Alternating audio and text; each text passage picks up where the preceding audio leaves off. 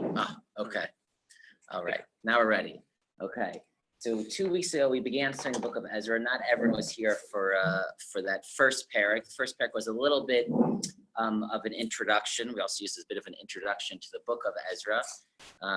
Again, if people have a book of Ezra that they want to bring in future classes, did the sheets make it around? There's one sheet. Oh, here, Philippe, I think. Sorry. So one sheet just is just parak bet, and then the other sheet is a few sources that will be seen together. Are there two separate sheets? There are two separate sheets. Yeah, Yeah, yes. There's one that's just the quote from the book of Ezra itself, and then a few additional sources. So in the first, so again, just to review what we learned last time for those who were here 2 weeks ago, and for those who are not here. So the book opens up with the king Koresh, Cyrus, the king of Persia, where the Jewish people were living after they had been exiled after Nebuchadnezzar destroyed the Beis Hamikdash, and we're now in the year approximately. Again, the Beis Hamikdash was destroyed 586 BCE. Am I getting my dates confused? Yes, that's right. So this is about 50 years after that, so 536 BC. And so Koresh makes this big announcement. All the Jewish people, he grants them permission to return to the land of Israel. Again, he was the head of the Persian Empire that had sort of swallowed up the Babylonian Empire. We saw last time that historically he did this with many people, that many people who had been forcibly moved to return to their original homeland. And he even gives them back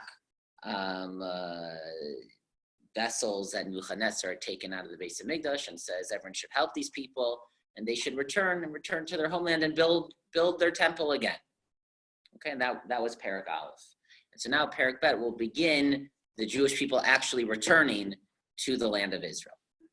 Okay, now Parak Bet, we will see, is really a listing, a census of the people who returned. Not a whole lot is going to happen. It's just going to say these people returned with these numbers and so forth. So at first glance, maybe it's a parak that's not as interesting, but we'll see. Hopefully, if we sort of like dig into the numbers and we like analyzing like a census,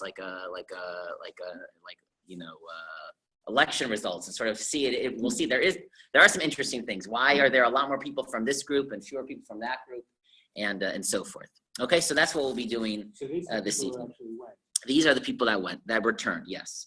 Okay, so let's begin. Pasuk Aleph. I apologize. I don't have the English translation this time. Ve'ela b'nei Hamadina, and these are the people of the country. Ha'olim mishvi hagola, who were returning from being captives of the exile. Asher hegla Nebuchadnezzar melech Bavel, the Nebuchadnezzar had exiled Bavel to Bavel. V'yashuvu liYerushalayim v'Yehuda, and these people are now returning to Shalayim and the area around Yerushalayim, the area called Yehuda.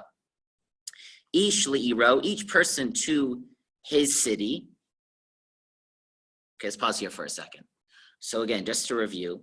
So again, the 10 tribes had been exiled 100 and something years before the first exile. They went up to Assyria, and they sort of disappeared into history.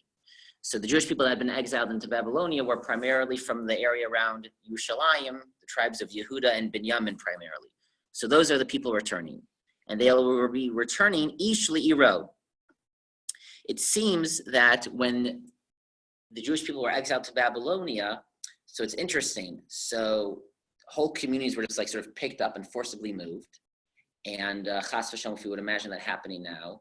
So each community to some degree stayed together.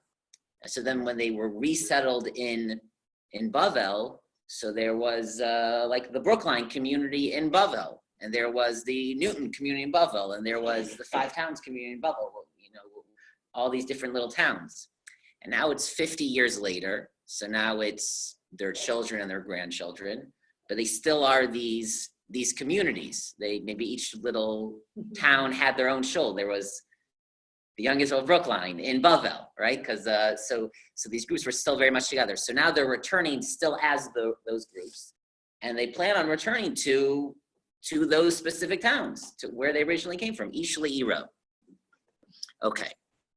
Asher ba'u, and they are coming, and now this is a list of the leaders of the time. They're coming with Zerubbabel, Yeshua, Nehemiah, Sraya, Re'eliah, Mordechai, Bilshan, Mispar, that's a name, Bigvai, Rechum, Ba'ana. Those are the main leaders. Mispar Anshe Am Yisrael, with the number of the Jewish people. And then we're going to see those numbers in a second. Now, who are those people? Now, these are interesting names. A lot of these are names that don't appear yet in Tanach, and that's because now some of them are either Persian names or have influence from the country where these people were born. Now, the first two are going to be major leaders, Zerubbabel and Yeshua. So if you have a full Ezra in front of you, I don't have this pasuk copied. So in the beginning of Perek Gimel pasuk Bet says, Vayakam Yeshua ben Yotzadak ve'achav haKohanim. So Yeshua or Yehoshua was a Kohen. We'll see he becomes the first Kohen Gadol when the Beis HaMikdash is rebuilt. Uzrubavel ben Shaltiel, and Zerubbabel, Vayivnu es mizvach Elokei Yisrael. They will be the ones who will rebuild the altar for the first time. So Yoshua ben Yotzadak is the first Kohen Gadol of the second Beis HaMikdash. If people remember the Haftorah for Shabbos Chanukah, and it's also Haftorah for during the year. In Zechariah, there's a prophecy of the menorah. He sees the menorah and he's asked the angel, "What is that?" So it says that was Yoshua. He put his seal on the oil. Was that the same one? No, I don't. In what context are you talking about? For the menorah, for Hanukkah. No. That's going to be later. That's going to be later. Okay, so Zerubbabel and Yeshua, they are dominant personalities. They're going to be coming up again in Ezra and Nehemiah. The rest of the names don't really come up so much again. Now, 1 second, before we get to who these people are, who's not mentioned in this list? Ezra, right? It's the book of Ezra, but right, Ezra's not here yet. So we'll see that is because there were waves of people coming back from Babel. So Ezra was not, even though it's the book of Ezra was not in the first wave. This is the first wave. So Ezra's not here yet. Okay, so just for remembering that Ezra's not here yet. Nehemiah, I'm going to get to that just very good. Yeah. So Nehemiah, some people say is going to be the more famous Nehemiah, like the second half of this book, Ezra and Nehemiah. And some people say it was a different Nehemiah. And then Mordechai. So it's a question, is this the same Mordechai? So the famous Mordechai of Purim is living around this time. So Chazal understand that it is the same Mordechai. And according to Chazal, so this would be after the story of Purim happens, meaning the Jewish people are saved and so forth. And then Mordechai is assigned to go to Israel. Where's Esther? Has she died? Well, Esther, I think for sure, she didn't leave the palace, right? She had a son. Yeah, Daryavesh. I think, you might do. So what happened to him? I think he became, he became the ruler. Yeah. Yeah. I think Koresh. See, now I have to check all these things. I think the Koresh of Ezra is his son. Right. So then Mordechai would have been a very, very old man by this point, because he would definitely have to be an old man. So Chazal say it's Mordechai, and they say Bilshan is not another name, but it's Mordechai Bilshan. That was his full name. And Bilshan comes from, Chazal say he knew the 70 Lashonot, he knew all the different languages. So that is one interpretation. But others understand this is a different Mordechai, and it was apparently a name at that time. And according to that, Bilshan would be a second person. Okay, so let's continue. Okay, so now we're going to have a list of names. Now we'll see that there are two kinds of listings. It seems that some people returned as families, like a clan, and it will say the whatever clan, 200 people. And some are returning as towns, that 200 people of this town. Okay. So let's just read, we're not going to read every single one. Let's just read some of them. So these are first families. B'nai Parosh, so the descendants of Parosh, Alpayim Mea Shivim Ushnayim, 2,172. B'nai Shefatya, Shloshmeot Shivim Ushnayim, the Shfatya family, 372. B'nai Arach, Shva Me'ot Chamisha V'Shivim, 775. B'nai Pachat Moab L'Bnei Yeshua, and Yoav. So Pachas means a ruler. So the families of Yeshua and Yoav, who were the rulers of Moab. I mean, presumably at some point when Moab was a small country around Eretz Yisrael, and Israel, when it was powerful, actually sort of to some degree ruled over the surrounding countries. So like their families were the governors over Moab.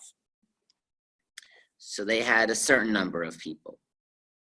If you skip to Pasuk Tet, B'nai Zakai. So this is a name that seems to come back from Bavel.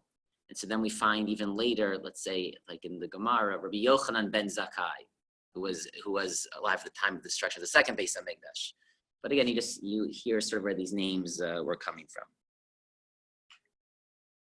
Okay, let's skip down to.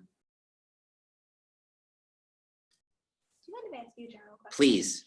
So what is the purpose of listing all of these names? It's a good question. And it happens like in a lot of different parts of Tanach. And I think that, I mean, with all these numbers and everything, it's like, I feel like there has to be something that we have to be taking from this. So it's a very good question. So some understand, because we're going to see the numbers, that many, if not most Jews did not return. So some understand that they wanted to memorialize, I'm not sure if that's the right word, and sort of, honor these people, like that these were the heroes that they returned when it was difficult. And so like they deserve to get their name recorded forever. Does that satisfy or partially? Is it possible, I don't know if we mentioned this last week, or if I'm taking a class that was also recently studying Ezra. Is that to establish the yichus of the people who came back, that they were. That's going to be part of it, because we're going to get to the people who were unsure of their lineage. Yeah. Well, I mean, I guess I can understand it, but if Torah is supposed to be applicable to all generations, how are we supposed to? Well, again, I'm not sure if we're going to be. No, it's an excellent question. I'm not sure if we're going to be able to derive a lesson from each family name. But let's see. Let's try to get through sort of the whole parak, and I think we will derive lessons from sort of the big picture of. Parallel to today. I mean, most Jews don't live in Israel. Well, if it's getting close. Yeah. That's right. I'm wondering does the detail help establish the historicity? That's part of it. Yeah. To say that if it were merely a story, that there wouldn't be so much detail, but all this detail. I mean, probably a very weak argument. But I mean, it does add to the history. I mean, it does add to the real feel, like we're listing like families' last names, and 73 people returned, and that definitely is true. Who's the intended reader for this? Is this for was this written like colloquially for the time, or is this like for posterity? Both. I mean, maybe it was originally a list in some other context. I could imagine that. And then it was like maybe originally it was written down for some immediate purpose, exactly. Yeah, exactly. But then it was chosen to include for posterity. Exactly. Yeah. Okay, these are all excellent points. Okay, let's skip to Chaf Aleph, this to give you a sense. These are where the cities begin to start. B'nai Beit Lechem, right? So, the Beit Lechem community, Mea Esrim Ushlosha, 123. Not big numbers. No. Right? Anshe Netofa, the people of Netofa, Chamishim Vishisha, 56. Anshe Anatot, the Navi says that's where Yirmiyahu was from. In the book of Yirmiyahu, it talks about he's going back and forth from Anatot. Mea Esrim Ushmona. Okay, and some other, you have Beit El a little bit later on. Yericho a little bit later on, and so forth. Okay. Why is it flip back and forth between listing families to listing towns? Well, I was trying to go through this. Where do you see it goes back? It's primarily families and then towns. At least when I was. This is my observation, so it could be I'm wrong. It's Nineveh. That could be, I think that could be, just because it says B'nai. I'm not sure why he's jumping back from Anshe u B'nai. I'll be honest with you, I'm not sure. Anshe sometimes has a connotation of distinguished people, as opposed to B'nai is regular people, but I'm not sure if that's necessarily true in these psukim. Okay, so one interesting thing I wanted to point out. So if you go to if you have your second sheet, so just to point out how these family names continued, over the 400 plus years of the second Beis Hamikdash. So the top source is a Mishnah from Masechet Ta'anit, and the Mishnah there is listing these sort of days of mini holidays, at least when the Beis Hamikdash stood. And the base of these mini holidays are, the Gemara explains, based on psukim that we're going to learn later on in the book of Nehemiah, that when they were rebuilding the second Beis Hamikdash, so they didn't have enough stuff for everything. And apparently one of the things that they were really low on was just firewood for the Mizbeach. I guess that was hard to get. They had animals, they had whatever else they needed, but they needed firewood. And a handful of families, basically made major donations to provide that the Beis Hamikdash would always have the firewood. And it was such a big deal that they wanted to honor these families forever. So they declared certain days as, again, these mini holidays to remember the great acts of these families. And on those days, descendants of those families would come to the Beis Hamikdash and donate wood, which would be burned in the Mizbeach. Now, by then, they didn't need the wood, but it was just a way of, remembering what these families had done. So if you look at the Mishnah, it says like this: Zman Atse Kohanim V'Ha'am, the times of when wood would be donated by certain Kohen families and other families. Tisha, there are 9 such days. So what are they? The Echad ben Nisan, on the 1st of Nisan, was devoted to the family of Bnei Arach ben Yehuda. So I believe we have that. So that's like in Pasuk Hey, we don't necessarily know that it's Ben Yehuda, but most of these people are going to be Bnei Yehuda. But Pasuk Hey has Bnei Arach. So like the Bnei Arach family, they remained the Bnei Arach family. This is now about 400 or so years later, and they're still, bringing the wood on their day. And we have later in the Mishnah, Bnei Parush ben Yehuda. I believe that's the name that you see here. Bnei San'ah with a samach is in the Mishnah. That's the family that you see here. Bnei Zatu. Almost all these families are in the end of the third line. You see that Bnei Pachat Moav, again the Moav governor families, right? That's how they were still known. Towards the end of the second Beis Hamikdash. Can I ask you a question, Yes. please? Because I think I thought of this before, and I think I might have figured out the answer. But the question is, if, as he said, the 10 tribes of the northern kingdom had previously been exiled and destroyed, and all that was really left were Yehuda and Benjamin, and this is who's coming back. Yeah. So all the Kohanim that were like in the Beis Hamikdash, like where did they come from? And my answer was that they didn't have an ancestral heritage in the land of Israel. So they must have been like sort of scattered throughout or something. Yeah. And then they were just like that remnant also returned with the other. Yeah, but no, I think, because many Kohanim were centered around Yerushalayim. So there were plenty of Kohanim left after the first 10 tribes were exiled. So we're going to see in just a second, actually. So we're going to have a listing of the Kohanim. They went to Bavel and they came back. So the Levium, that's a better question. We're going to see the psukim in a second. I'm a Levi, so this is not our proudest moment, my family, but let's see what happens. Okay. So, Pasuk Lamed Vav. HaKohanim. Okay, now we're going to list the Kohanim families. Now here, let's pay attention to the numbers. Okay, here the numbers are more important. Bnei Yedaya Lebeit Yeshua. Okay, a certain family. Tisha Me'ot Shivim Ushlosha, 973. Okay, almost 1,000. Bnei Imer, another family name, Elef Chamishim Ushnayim, 1,052, so over 1,000.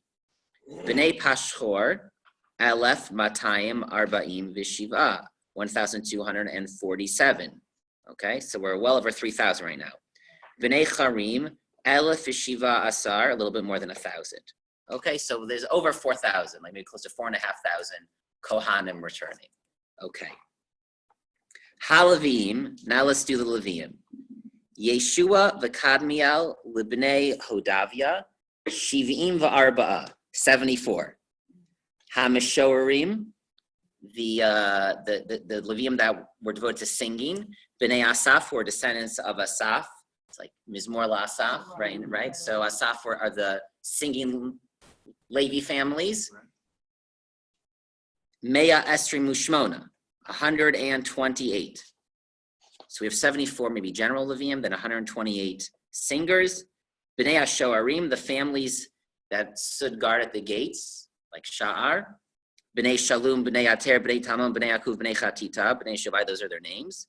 Hakol, all of those, Mea Shloshim V'Tisha, 139. So if you add up so there were only three numbers there, 74, 128, 139. So not much more than 300, about maybe a little bit more, right? So we said there's over 4,000 Kohanim coming back, and there's only about 300 Levium coming back. So there's 10 times as many Kohanim as Levium, okay? Now in a later wave,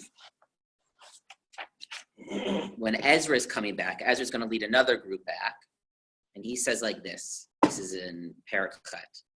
Ve'kabseim el nahar, I gathered everyone together at the river. V'nachne sham yamim shlosha, we camped there 3 days. V'avina ba'am, like Bina, I was investigating the group. Uba Kohanim, and amongst the Kohanim. Umi b'nei Levi, lo matzati sham. I couldn't find any Levium. There were no Levium. So he says I had to go and at least dig up some Levium. So why are there so fewer Levium than Kohanim?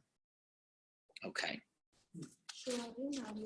Yeah, they're Levium. The main jobs of the Levium were singing and standing at the gate. Yeah. So Shoari means the gate, is like from gates, like Shar. Yeah. So how many Yirei Levium were there in Yehuda?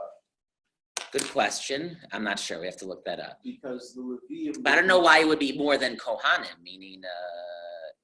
The answer is none, really. The Kohanim were more. There were a lot of Kohanim who were needed to.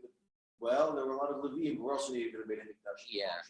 So it could have something to do with that. And you're just saying more Levium were exiled in the first 10 tribes, right? It's possible. I'm not sure. Maybe that is part of the answer. Maybe that's part of the answer. But part of the answer is sorry. Did you want to say? Curious, have we ever done a census today of Kohanim and Levium?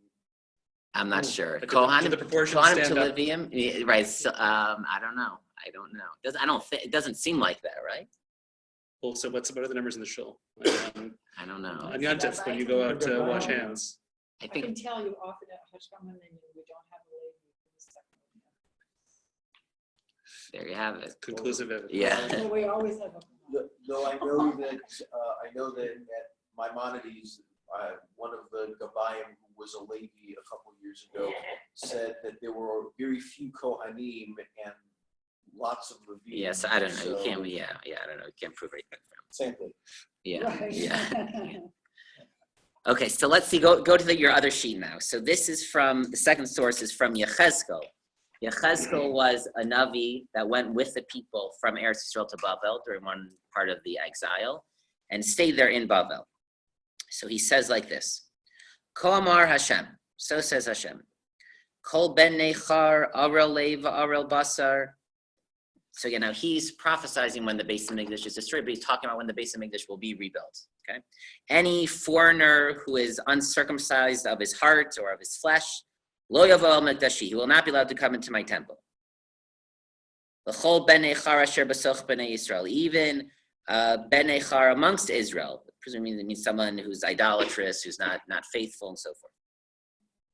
Ki'im halevi'im, and the Leviim, asher rachaku me'alai, who went away from me, bit'ot Yisrael asher ta'u me'alai, and they, made the same mistakes of all of Bnei Yisrael, acharei gilu lehem, to follow the idols, it means, v'nasu avonam, and they were guilty.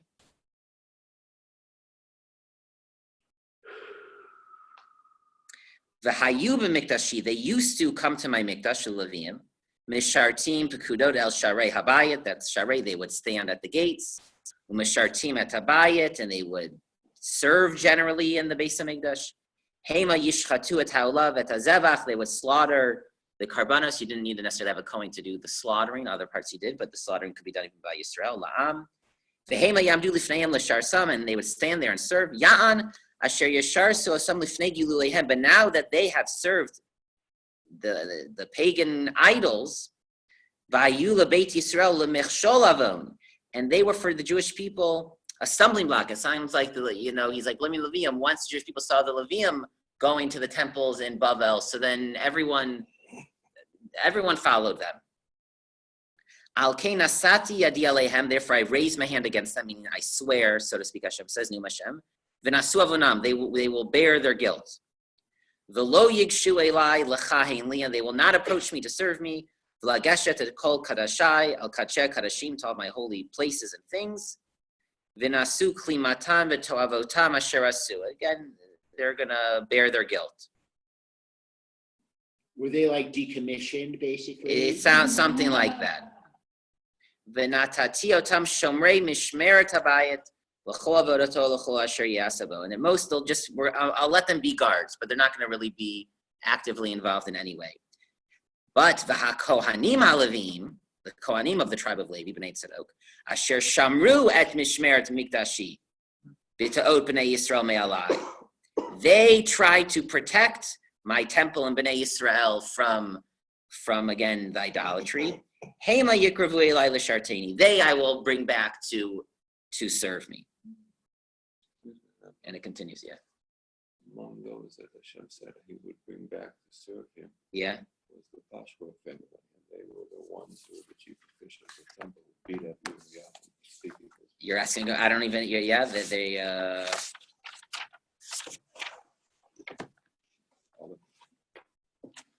I guess it was their cousins. Beat him up and threw him in prison and tormented him.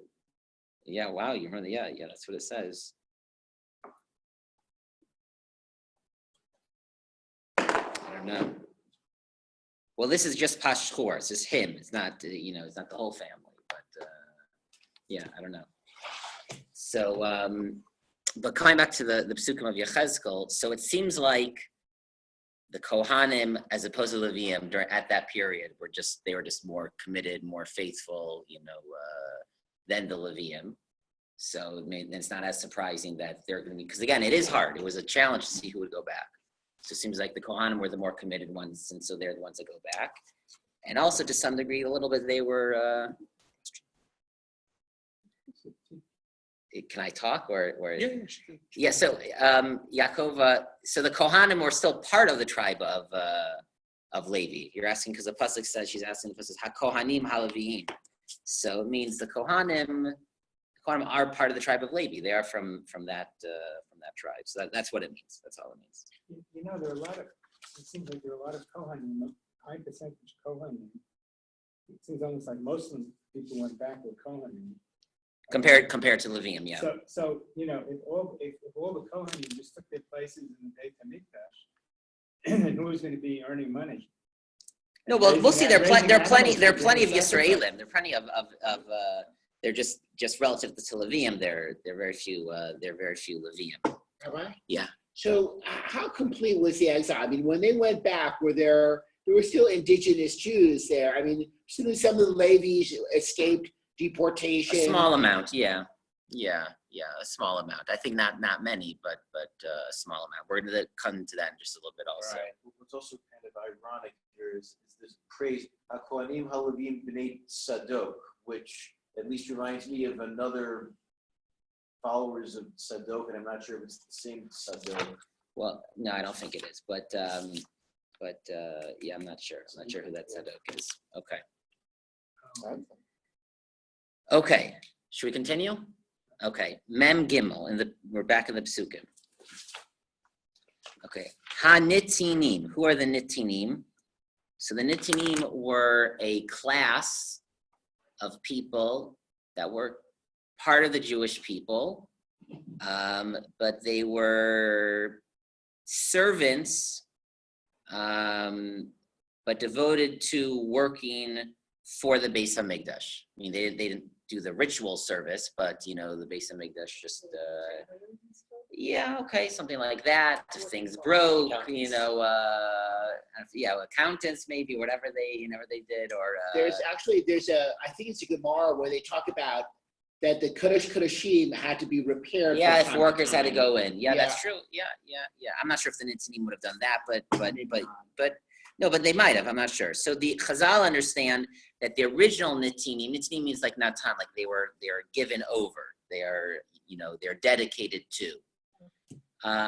So the original Nitzinim, where there's this story in the book of Yehoshua, the Givonim, that was a nation that's lied to the Jewish people to get them to make a pact with them to not, destroy their cities.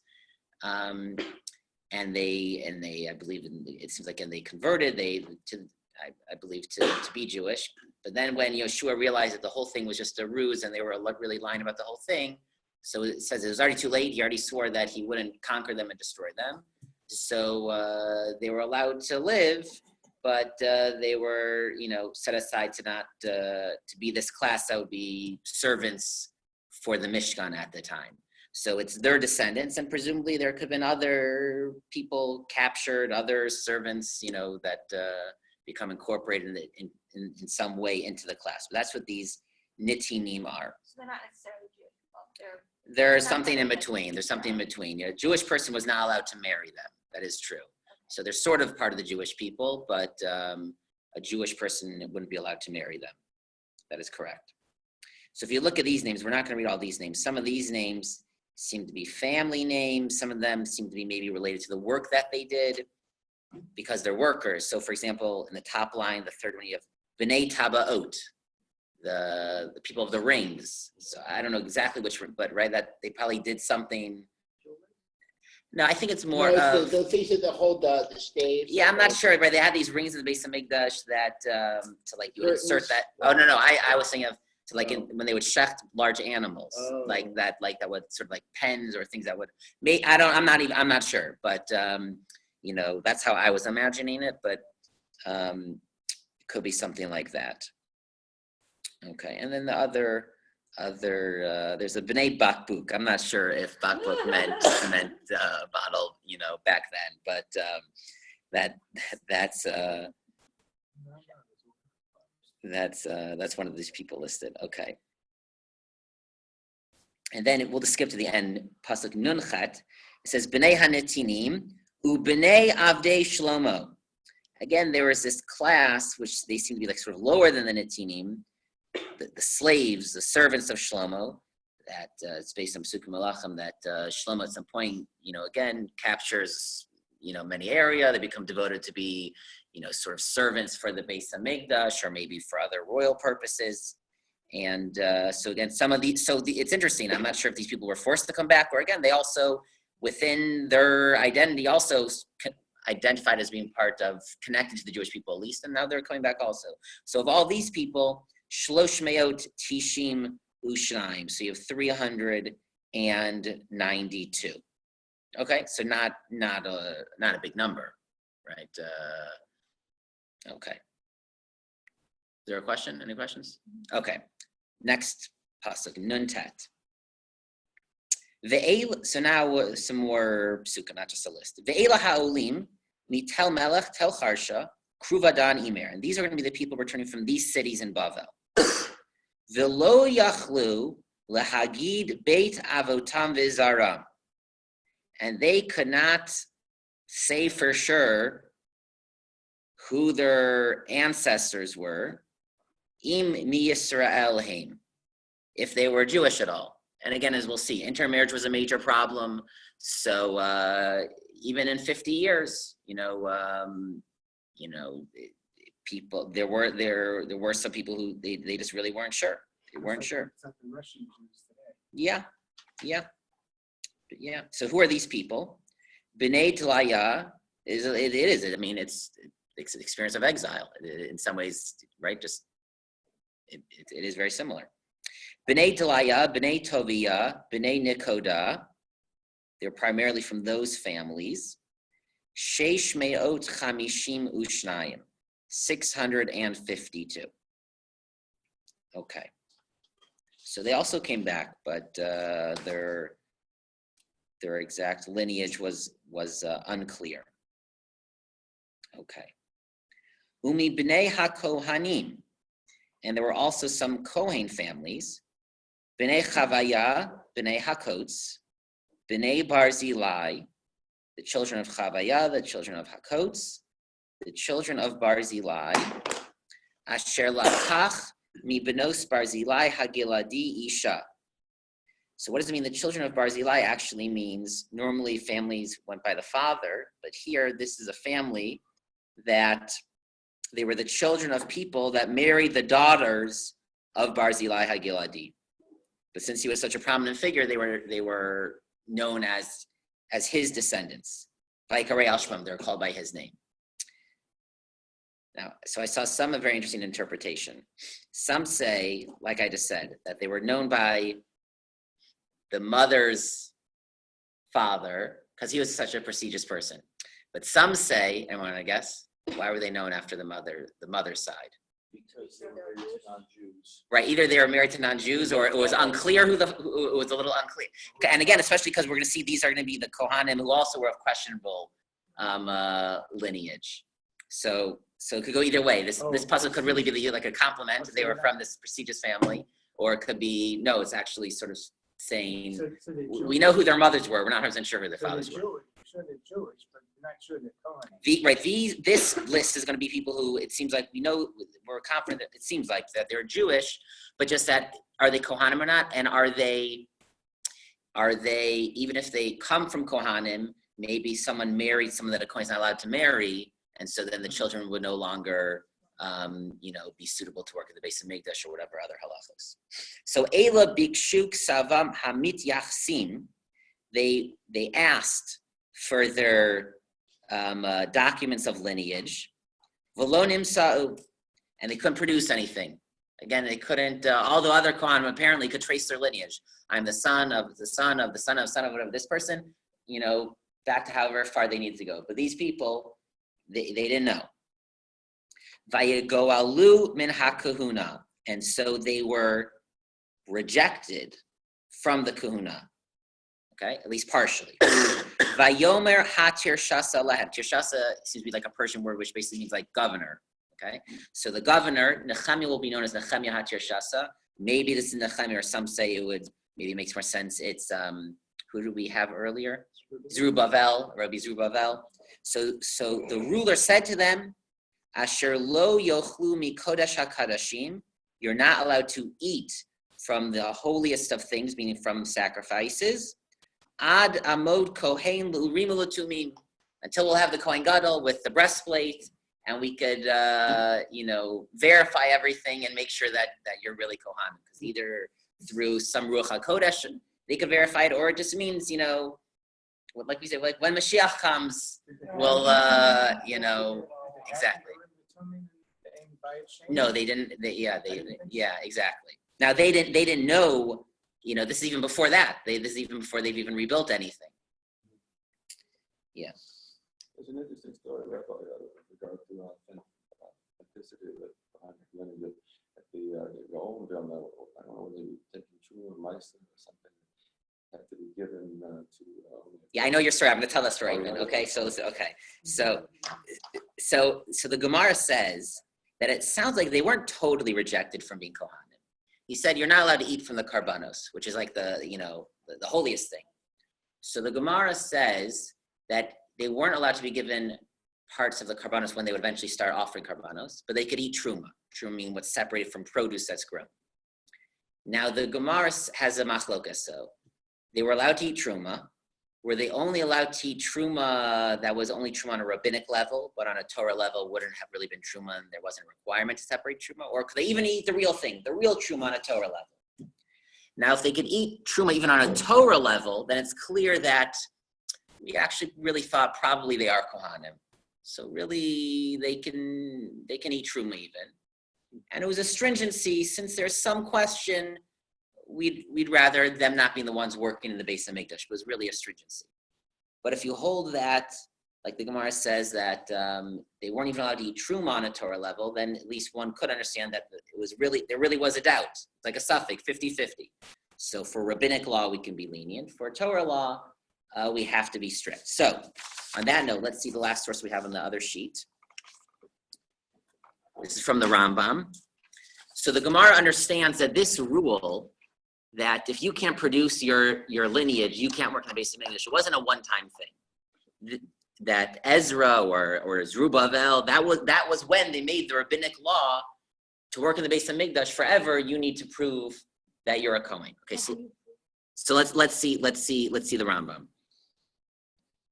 Well, when the base of Mikdash still stood, your father worked in the base of Mikdash. So if ever knew you were the son of so and so, then that's how you would prove when the base of Mikdash was still around before there's any sort of exile. Okay, so the Rambam writes as follows: Kol Kohanim bizman hazeh, all Kohanim nowadays, bechazaka him Kohanim. They're Kohanim by presumption, meaning they've always claimed to be Kohanim. We've always treated them to be Kohanim, but we don't really have proof that they're Kohanim. Ve'ein ochlim ela b'kadshe hagavul. They can only eat holy items beyond the base of Mikdash, meaning things like truma. V'hu shetiya truma shel divrayim, but it can only be rabbinic truma. About truma shel Torah, v'chala shel Torah, but truma on a Torah level, or chala separated from dough on a Torah level. Ein ochel osa ela kohen miyuchas. Only a pedigreed, that's a good resume. Only a pedigreed kohen can eat. Ezu kohen miyuchas. What's a pedigreed kohen? Kol sheheidu lo shnei edim. 2 witnesses testify. Shehu kohen ben ploni hakohen, uploni ben ploni hakohen. Ad ish she'enot sarach bedika. We know that he is a descendant of someone who is certainly a Kohen. How do you know if he was certainly a Kohen? V'hu Kohen sheshimesh al gabi mizbeach. He served in the base of Mikdash. Because we know they would never let anyone serve in the base of Mikdash unless they'd really looked into it and made sure they were for sure a Kohen. So nowadays, that's basically impossible. Ram later writes, when Mashiach comes, they'll somehow figure out I see that. Okay. Rabbi? So really, the Kohanim, we honor Kohanim. Yeah. So let me talk about that. So let me say, pitching it then. Exactly. That's exactly what. So people seem to understand that at least when the Rambam was writing, he was saying that Kohen nowadays, really, there's a chazaka, they are Kohanim. That's the Torah in general. We're allowed to follow, a reasonable presumption if there's no specific reason to doubt it. So really, Kohanim nowadays, push comes to shove, the Torah says you're allowed to trust that they're Kohanim. But in terms of eating holy foods, so there the Chachamim had a stringency. Only a pedigree Kohen that can prove that he's a Kohen should do that. As we're now almost 1,000 years after the Rambam, so there are later discussions. To what degree are we confident that our Kohanim are Kohanim? So some seem to write, there really is some doubt. Really that it's really the Kohen, the son of the Kohen, son of the Kohen, and that no one married anyone that they weren't allowed to marry. That's, there's a lot of ways things could go wrong. But others write that no, if we assume if something happened, then, they would have done whatever they were supposed to do. If a person at some point is not supposed to get the Kohen Aliyah anymore, then he'll stop getting the Kohen Aliyah, and we'll know.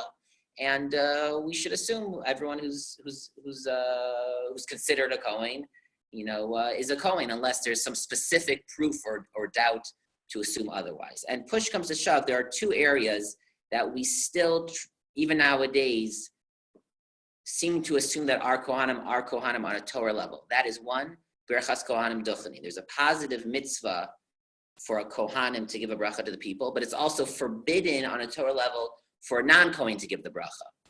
And we let our Kohanim go up and give the bracha, even though if they wouldn't be a Kohen again, it would be a violation of the Torah on a Torah level. So we seem to rely on our traditions. And the other one is Pedion Haben, that when you have to give the 5 shkalim for a firstborn son to a Kohen, that's a Torah mitzvah. And we say, you find a Kohen, and you're allowed to assume he's a Kohen, and you give it to him, and you're done. So what the story is, there are some people who are stringent, and actually would do Pidyon Haben multiple times, like to every Kohen they would ever meet. Because maybe that's what is that Really? So there's a story that the Vilna Gaon himself was a Bechor. So normally the parent fulfills the mitzvah for the child, but if for some reason a parent doesn't, then the Bechor is himself obligated to give 5 shkalim to a Kohen. So the Vilna Gaon, the way the story is retold, is that he was worried that there was some doubt in terms of the Kohanim that his 5 shkalim were given to. So as an adult, when every new Kohen he would meet, he would give the 5 shkalim until. Do you remember? I'm not sure. And then until there's one Kohen that he felt confident. Do you remember how the story ends? Family name is Rappaport. Yeah, like that there was some Masorah that is for sure Kohanim. So then he was satisfied, and then he stopped. I saw at Harvard Hillel, there was a Pidyon Haben that I went to, and the Kohen said, to start, he said, Ani Kohen, Yeah, I think that's part of He the. says, like, I am a Kohen, so. Yeah, part of it. You need to be a Kohen. Okay, so let's finish up the parak now. Not a whole lot left. One point I was going to say, something that struck me last time we were speaking about parallels between the Jews returning to Israel from Bavel and Yetzias Mitzrayim, that the same lashon of pakod pakad, and they're returning with wealth. So also a parallel that struck me, it's not exactly the same thing, but again, you have sort of like the main body of the Jewish people, and then there are these sort of other questionable groups that are sort of tagging along, and it seems parallel a little bit to the Arab Rob a little bit. I'm not sure what to do with that, but I don't know, just something that struck me. Okay, so let's see the last psukim. Samach Daled we're up to. Kol hakahal ke'echad, and everyone together, Arba Ribo Alpayim, 42,000, Shloshmeot Shishim, 42,360. Milvad Avdeim v'Amoseim, besides for their slaves, Eila, Shivat Alafim Shloshmeot Shloshim v'Shiva, 7,337. And also they had some singers, whatever that, 200 singers. I don't think those are Levium, those are just like, I don't know, entertainers. Yeah, something like that, yeah. Now, so just think about those numbers. It's not a lot, right? They had 42,000 people and 7,000 slaves. So it means there was one slave servant, whatever you want to call it, per 6 people. So, and I assume there are some really rich people who had few servants, right? So let's just round up to the 8. So 7 out of 8 people didn't have any sort of servant, and 1 out of 8 people had 1 or 2 servants, just to sort of get a sense of, So this is definitely not. This is not the richest people, I'm sure, of the Jewish people of Bavel. It's for sure not. How many Jews were there in Bavel at this point? I'm not sure. Hundreds of thousands? Yeah. Know how many were exiled? I don't know if I don't think there are numbers in Navi anywhere. We can do, that'll be a good research. If anyone can look into that and find out, seriously. The assumption is the majority did not go back. That for sure is the assumption. And so it says there's 42,000 going back. I read somewhere that those 42,000 were the lower echelons of the economic. Yeah, we're going to see even more as it's going to talk about that. Yeah, because the people who were comfortable, they were comfortable in Bavel. So they had less reason to go back. Exactly. To plant trees. These are non-Jewish slaves. Yeah. Then we'll just see the animal count. Susehem shvav meyot shloshim v'shiva, 700 and so horses. Pirdehem matayim arba'im v'chamisha, 200 and so mules. Gmalehem arba meyot shloshim v'chamisha, 400 and so camels. So up until again, this is not a lot. Think about this. 700 horses for 42,000 people, right? It's 1 horse per whatever that is, 50 people or so. Then donkeys, though, they had a fair amount. Chamorim sheishet alafim, 6,000 donkeys. But even then, it's one donkey per 6 or 7 people. So everyone is just carrying their stuff, right? I mean, most people. Or they're slave, but even still, I'm saying there isn't, even if you add up the animals and slaves, there isn't enough right? So a lot of people are still carrying their stuff. They didn't ride horses like, later. It wasn't common for everybody to ride a horse. Yeah, I know, but it's far walk. I mean, they're going from Iraq to Israel. How much did it cost to travel back then? Well, how did the Jewish people go across the you desert? had to. In the first paragraph it talks anything, about that, it. and everyone should give money to these people to help them make the trip. Even if you're not going to go, you should help them, give them money. So it definitely costs a lot. Doesn't it say when we studied the first Herrick that the king Cyrus that had the silver, and he gave them everything they needed to make the trip, and even the people who were reluctant to go. Well, he told the people, the other Jews, you should, even if people are reluctant, help them. Yeah, is that like monetarily? Yeah, for sure. It means monetarily. But he didn't like outfit them or anything. I'm sure he helped them, but I'm sure it was still difficult. All right. I would assume. One last point. It's getting late. The Rashi already points out this number 42,000 doesn't match all of these numbers if you add them up. So it's like 10,000 short. So Rashi says it's because this was Yehuda, and the primary bulk was Yehuda. And then you had all small amounts of all the tribes there. Even after the 10 tribes were exiled, there were small pockets of all those tribes who stuck around Yerushalayim. And so the last 10,000, it was too scattered, too many just small numbers. So they didn't get listed sort of with their own name. So that's what Rashi says. Others say that maybe it means there were 10,000 people, like you said, Philippe, still in Israel. Yeah. Meaning who never left.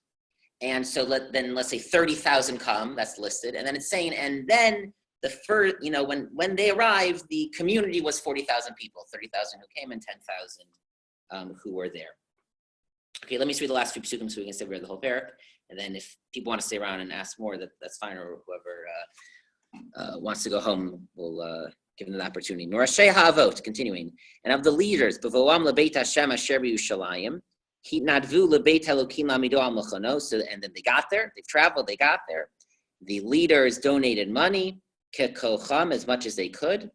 Natnu la'otzar hamalacha, to the storehouse, meaning for the materials of when they would begin building. Zahav darkemonim sheish riboot ve'elef,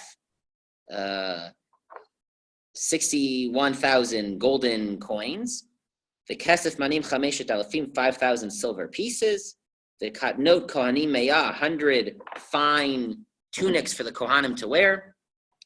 Vayeshvu hakohanim v'haleviim umin ha'am v'hameshorim v'hashorim v'hanitinim. And the kohanim, the Leviim, the people, the singers, the gatekeepers, the nitinim, they all settled ba'arihem in their cities.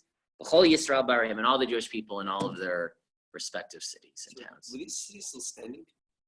Weren't there people living Maybe. in those dwellings? I mean, The South Bronx, it's like gentrified. I wonder also how they established title or ownership and. yeah. These are all good questions that we're going to see. There are fights. There are going to be fights with the other nations who are living in the area. So there definitely was friction. Other Specifically nations? other nations. But not introducing with the Jews. It's a really great. Laura has a great question. These buildings were they just vacant? It's a great question. I'll be honest with you. I'm not sure. And from Palestinians in those days too. Well, They and were when the Jews in Europe Palestinians. went back to their hometowns, they had taken over there. Yeah. They didn't get them back. Well, presumably, they had really relatively recently left Eretz Israel. About 50 years. So Still. they should know, that's my street, that's my home. Yeah, they definitely did know. They definitely, yeah. But squatters, there were no But squatters. the question is, were other people taking it over? People might have moved in. Plus, they were forcibly exiled, right? Imagine a lot of these cities were destroyed. I'm sure some of them were destroyed, yeah. So maybe, right, some of them, I'm sure they were rebuilding. In the aftermath of the Shoah, there were people who came back from the camps to their homes just to find people living in their old homes. Yeah.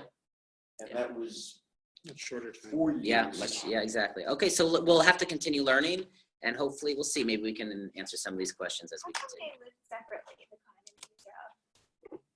They say that the Kohanim live in their cities and Israel. So again, there were these Levium and Kohanim cities. So were they not allowed to like? I don't think they weren't allowed, but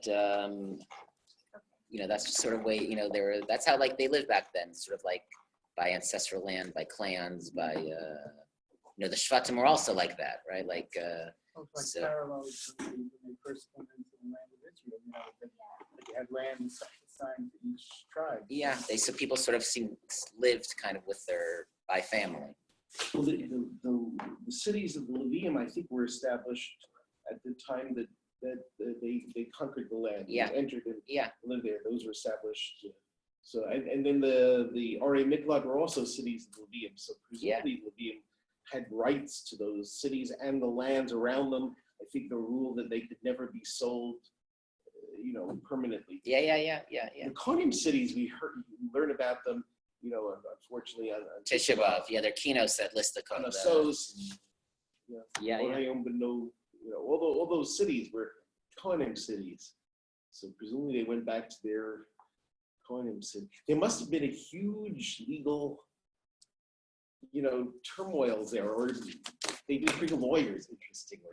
Yeah, they doesn't list lawyers and they Chasing all the ambulances. Yeah, no, were there, it'd be interesting, or Camel maybe the ambulance. Kohanim Levium, that was their task. maybe. Adjudicate a lot of cases. Yeah. Ownership of land. They had to figure out somehow.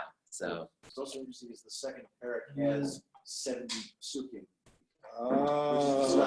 which is discussing. last time we spoke about the number 7. Right, so there were 70 years of exile, 70 psukim discussing the people who went back. Yeah, I hear. Maybe there is something to it. Yeah. 42,000 went back, 42. It's a mother, yeah. Hitchhiker's Right, guide. really? I didn't say that. There's correspondences everywhere you look. Things, we're familiar with what the Torah said, or what. There is a prophecy that they would what the return. prophet Yeah. said, and they may have gotten it wrong, but they knew something about it. So is it that Cyrus looked at what it said and said, well, 70 years they're supposed to go back, and he decided he was going to send them back, or it just happened that he would. No, it seems like according to the way Paragalf presented, it sounded like I'm not sure about the 70, but he knew that. Well, actually, we saw some understanding he was to some degree acting on the prophecy. They said we have a tradition. We're supposed to go back. Heard from his grandmother. Right. Esther must have known Yeah. that. Oh, Yeah. Mordecai must have known Yeah. that. And the temple was rebuilt. The second temple was rebuilt 70 years after the first one was destroyed. Correct. Yes. We have 18 years or so to get to that point, but yeah, that is correct. From the beginning of the return. Right? Yeah. All right. Thank you, everyone, for coming so much. So next week, I feel bad. Yeah, I'm gonna be away, so I'm sorry. We're gonna miss it again, but 2 weeks from tonight.